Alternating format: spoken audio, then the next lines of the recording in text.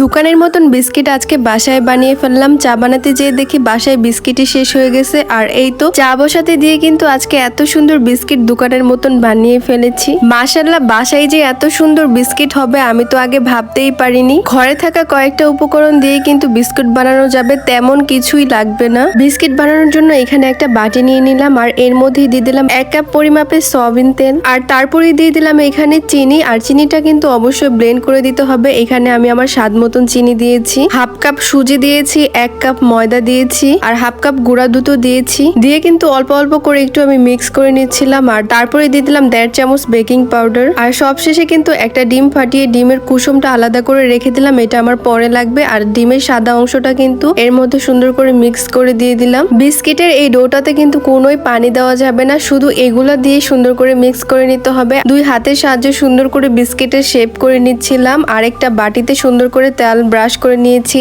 আর ডোটা কিন্তু একদমই রেস্টে রাখতে হবে না, এটা সুন্দর করে মথেই কিন্তু সাথে সাথে বিস্কিট বানানো যাবে। এর জন্যই তো বললাম মাত্র 5 মিনিটেই বিস্কিট হয়ে যাবে।